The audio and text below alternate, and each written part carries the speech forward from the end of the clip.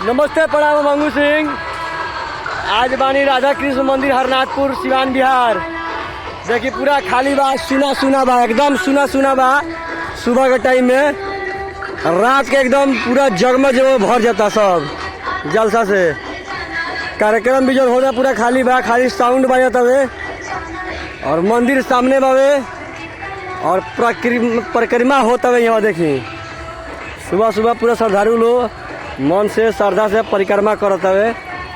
कितना अच्छा लगा देख के। जे दूर से बा भाई वो आवे, सौभाग्य प्राप्त करे, परिक्रमा करे। और यहाँ रात के देखे में जो नज़ारा बा तो वाकई बहुत बा। राधे राधे। सिंदूर टिकली की दुकान है देख खुलल बावे, जौन की पूजा पाठ खातिर मिले सकता सब। और खाए पिए वाला सामान बावे जा चलते बा, बेचल भाई लोग बेचता लो। देखिए सामने से रोड दिखाओ, main front Radhe Radhe, main दरवाजा बा राधे राधे। यह मंदिर के सजावट बावे जौन रात में दिखाई बनी। अब दिन में रोल देखी लो, भंडारा के प्रसाद बनत हवे, कटाता सब्जी। यहाँ पे चंदा कटत हवे, जे भी दूर से आ सकता वो चंदा यहाँ अपन दान कर सकता हवे। नाम से अपना कार्ड बावे। यहाँ देखिए श्री श्री राधे कृष्ण इस्कॉन मंदिर। यहाँ जे अपन सहयोग देवे के चाहता दे सकता हवे। और जेकरा ऑनलाइन भी देवे के बा कमेंट करो, हमारा नंबर ले, ओकरा के स्क्रीनशॉट ओकर कार्ड खींच के फोटो भेजल जाई। चंदा डोनेट करी दूर से जे बैठल चाहिए तो चलेगा मंदिर में देखल जाओ।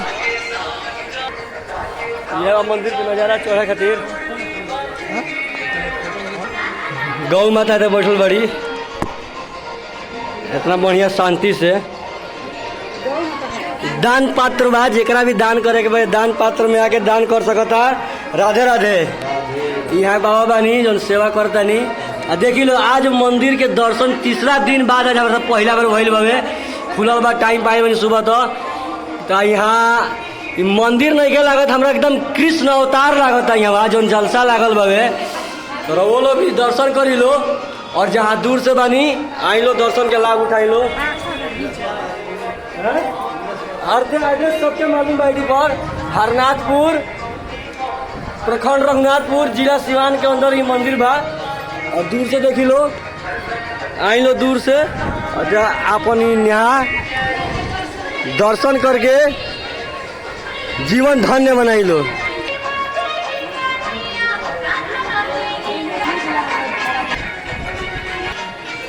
सामने से ही मंदिर लोग देखी लो कितना बढ़िया।